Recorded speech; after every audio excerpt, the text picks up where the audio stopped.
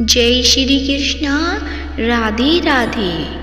आज शनिवार है तो प्रिय भक्तजनों, आज की इस वीडियो में आप सुनेंगे शनिवार व्रत कथा। शनिदेव न्याय के देवता कहे जाते हैं। शनिदेव को ग्रहों का राजा भी कहा जाता है।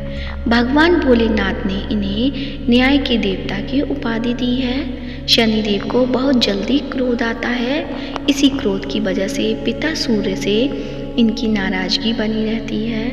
इनके क्रोध से सभी बचने की कोशिश करते हैं, वरना व्यक्ति पर मुसीबतों का पहाड़ टूट पड़ता है। इसलिए इन्हें प्रसन्न करने के लिए शनिवार व्रत रखा जाता है।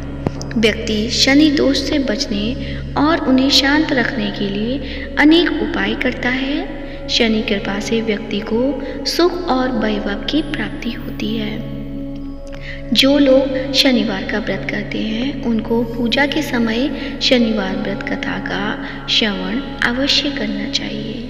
तो आइए सुनते हैं शनिदेव व्रत कथा।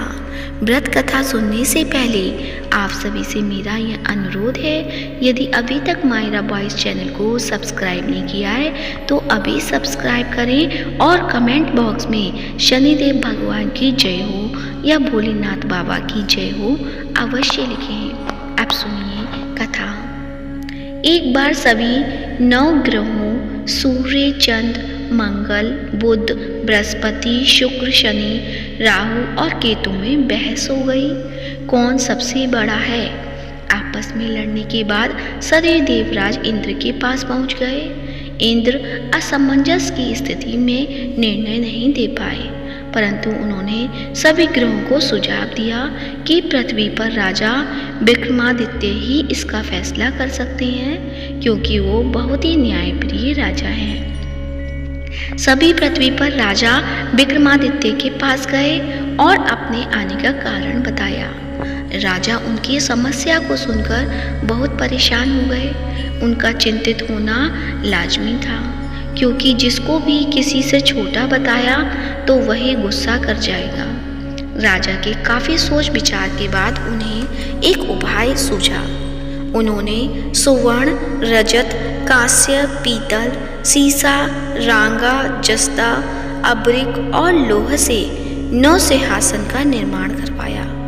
उन्हें उपयुक्त क्रम में रख दिया गया। सबसे निवेदन किया गया कि क्रमानुसार सिंहासन पर आसन ग्रहण करें। शर्त रखी गई कि जो सबसे अंतिम में सिंहासन पर आसन ग्रहण करेगा वही सबसे छोटा माना जाएगा, जिसकी वजह से शनिदेव सबसे बाद में आसन प्राप्त कर सके और सबसे छोटे कहलाए।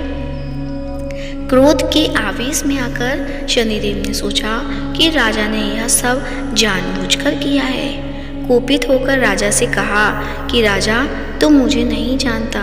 सूर्य एक ऐसी राशि में 1 महीना, चंद्रमा 2.25 महीने और 2 दिन, मंगल 1.5 महीना, बृहस्पति 13 महीने, बुध और शुक्र 1-1 महीने विचरण करते हैं, लेकिन मैं 2.5 से 7.5 साल तक रहता हूँ।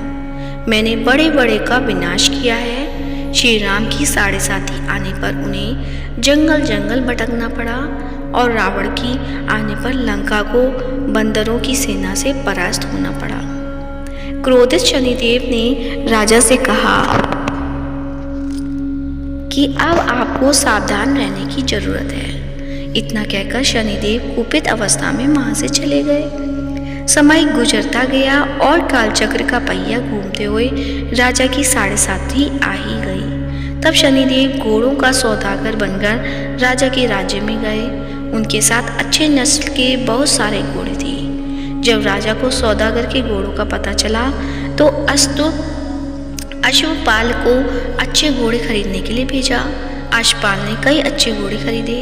इसके अलावा सौदागर ने उपहार स्वरूप एक सर्वोत्तम नस्ल के घोड़े को राजा की सवारी हेतु दिया। राजा विक्रमादित्य जैसे ही उस घोड़े पर बैठे वह सरपट वन की ओर भागने लगा। जंगल के अंदर पहुंचकर वह गायब हो गया। भूखा प्यासा की स्थिति में राजा जंगल में भटकते रहे। अचानक उन्हें एक ग्वाला दिखाई दिया जिसने राजा की प्यास बुझाई। राजा ने प्रसन्नता में उसे अपनी अंगूठी देकर नगर की तरफ चले गए। वहाँ एक सेठ की दुकान पर पहुंचकर उन्होंने जल पिया और अपना नाम बीका बताया। भाग्यवश उस दिन सेठ की खूब आमदनी हुई। सेठ खुश होकर उन्हें अपने साथ घर ले गया। सेठ के घर में खूंटी पर एक हार टंगा था, जिसको खूंटी निकल रही थी। कुछ ही देर में हार पूरी तरह से गायब हो गया। सेठ वापस आया तो हार गायब था। उसे लगा कि बीका ने ही उसे चुराया है। सेठ ने बीका को कोतवाल से पकड़वा दिया और दंड स्वरूप राजा उसे चोर समझकर हार पैर कटवा दिया। अपंग अवस्था में उसे नगर के बाहर फेंक दिया गया। तभी वहाँ से एक तेली निकल रहा था, जिसको बीका पर दया आ गई। उसने बीका को अपनी गाड़ी में बैठा लिया। बीका अपनी जीभ से बैलों को हाँकने लगा। कुछ समय पश्चात राजा की शनि दशा समाप्त हो गई। वर्षा काल आने पर बीका मल्हार गाने लगा। एक नगर की राजकुमारी मन भावनी ने मल्हार सुनकर मन ही मन प्रण कर लिया कि जो भी इस राग को गा रहा है वो उसी से विवाह करेगी। उन्होंने दासियों को खोजने के लिए भेजा, परंतु वापस आकर उन सभी ने बताया कि वह एक अपंग आदमी है। राजकुमारी यह जानकर भी नहीं मानी और अगले दिन ही वह अनशन पर बैठ गई। जब लाख समझाने पर राजकुमारी नहीं मानी, तब राजा ने उस तेली को बुलवा भेजा और बीका से विवाह की तैयारी करने के लिए कहा। बीका से राजकुमारी का विवाह हो गया।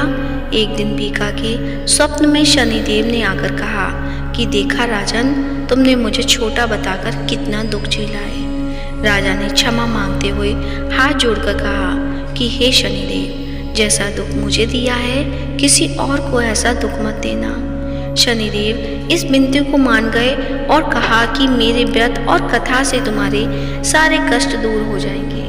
जो भी नित्य मेरा ध्यान करेगा और चींटियों को आटा डालेगा, उसकी सारी मनोकामना पूर्ण हो जाएगी। शनिदेव ने राजा को हाथ पैर भी वापस दिए। दूसरे दिन जब सुबह राजकुमारी की आँख खुली तो वह आश्चर्यचकित हो गई।